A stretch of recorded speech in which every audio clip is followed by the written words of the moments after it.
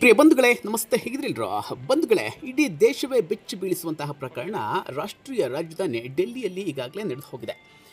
ದೆಹಲಿ ಸಮೀಪ ಐತಿಹಾಸಿಕ ಕೆಂಪು ಕೋಟೆ ಬಳಿ I-20 ಕಾರ್ನಲ್ಲಿ ಸ್ಫೋಟಕಗಳನ್ನು ಇಟ್ಟು ಸ್ಫೋಟಿಸಲಾಗಿದೆ. ಇದರ ಪರಿಣಾಮವಾಗಿ ಸುಮಾರು 13ಕ್ಕೂ ಹೆಚ್ಚು ಜನರು ಸಾವಿಗೀಡಾಗಿದ್ದರು. ಅವರ ದೇಹಗಳು ಗುರುತು ಸಿಗದಂತಹ ಪರಿಸ್ಥಿತಿಯಲ್ಲಿ ಛಿದ್ರವಾಗಿ ಬಿದ್ದಿದ್ವು. ಇದಕ್ಕೆ ಸಂಬಂಧಪಟ್ಟಂತೆ ಭಯೋತ್ಪಾದಕರನ್ನು ಈಗಾಗಲೇ ಸೆರೆ ಹಿಡಿಯಲಾಗಿದೆ, ಜೊತೆಗೆ ಕೆಲವನ್ನ ಬಂಧಿಸಲಾಗಿದೆ. ಜೊತೆಗೆ ಸ್ಫೋಟಗೊಂಡಂತಹ ಪ್ರದೇಶಗಳಲ್ಲಿ ಜೀವಂತ ಗುಂಡುಗಳು ಸಹ ಪತ್ತೆಯಾಗಿದ್ದವು. ಜೊತೆಗೆ ಪ್ರಾರಂಭದಲ್ಲಿ ಇದೊಂದು ಆಕಸ್ಮಿಕ ಘಟನೆ ಅಂತ ನಂಬಲಾಗಿತ್ತು, ಆದರೆ ಇದೊಂದು ಪೂರ್ವ ಯೋಜಿತ ತಯಾರಿ ಅಂತ ತನಿಖೆಯಿಂದ ಈಗಾಗಲೇ ಗೊತ್ತಾಗಿದೆ. ಜೊತೆಗೆ ಈ ಉಗ್ರರು ಹಿಂದೂ ದೇವಾಲಯಗಳನ್ನು ಸ್ಫೋಟಿಸುವಂತಹ ಒಂದು ಯೋಜನೆಯನ್ನು ಹಾಕ್ಕೊಂಡಿದ್ರು. ಐತಿಹಾಸಿಕ ಮಥುರಾ ಮತ್ತು ವಾರಣಾಸಿ ದೇವಾಲಯಗಳನ್ನು ಸ್ಫೋಟಿಸುವಂತಹ ಒಂದು ಸಂಚನ್ನು ಹೂಡಿದ್ರು. ಅದು ಈಗಾಗಲೇ ವಿಫಲವಾಗಿದೆ. ಜೊತೆಗೆ ಇದು ಕೂಡ ತನಿಖೆಯಿಂದ ಗೊತ್ತಾಗಿದೆ. ಈ ಸ್ಫೋಟಕ್ಕೆ ರೂವಾರಿಯಾದಂತಹ ಡಾಕ್ಟರ್ ಮೊಹಮ್ಮದ್ ಉಮರ್ ಅನ್ನುವಂತಹ ಉಗ್ರ, ಇವರೊಬ್ಬರು ಡಾಕ್ಟರ್.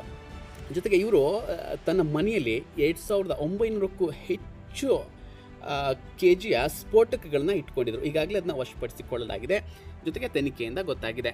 ಜೊತೆಗೆ ಇದರ ಬೆನ್ನಲ್ಲೇ ರಾಜ್ಯ ರಾಜಧಾನಿ ಬೆಂಗಳೂರಿನಲ್ಲಿ ಕಟ್ಟೆಚ್ಚರವನ್ನು ವಹಿಸಲಾಗಿದೆ.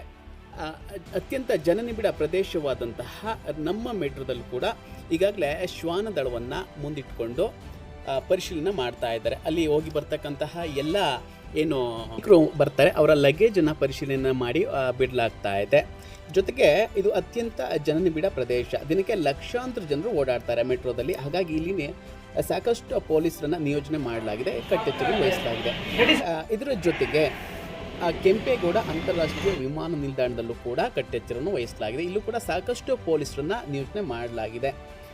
ಜೊತೆಗೆ ಉಗ್ರರ ಟಾರ್ಗೆಟ್ ಅತ್ಯಂತ ಜನನಿಬಿಡ ಪ್ರದೇಶಗಳೇ ಆಗಿರೋದ್ರಿಂದ, ಜೊತೆಗೆ ಮಲ್ಲೇಶ್ವರಂನಲ್ಲಿ ನಡೀತಿರ್ತಕ್ಕಂಥ ಕಡಲೆಕಾಯಿ ಉತ್ಸವ, ಇಲ್ಲೂ ಕೂಡ ಕಟ್ಟೆಚ್ಚರವನ್ನು ವಹಿಸಲಾಗಿದೆ. ಜೊತೆಗೆ ಸಾಕಷ್ಟು ಪೊಲೀಸರನ್ನು ನಿಯೋಜನೆ ಮಾಡಲಾಗಿದೆ. ಜೊತೆಗೆ MG ರೋಡ್ನಲ್ಲಿ ಕೂಡ ಸಾಕಷ್ಟು ವಾಹನಗಳು ಓಡಾಡ್ತದೆ, ಇಲ್ಲೂ ಕೂಡ ಸಾಕಷ್ಟು ಜನರು ಗ್ರಾಹಕರು ಕೂಡ ಓಡಾಡ್ತಾರೆ, ಇಲ್ಲೂ ಕೂಡ ಕಟ್ಟೆಚ್ಚರವನ್ನು ವಹಿಸಲಾಗಿದೆ.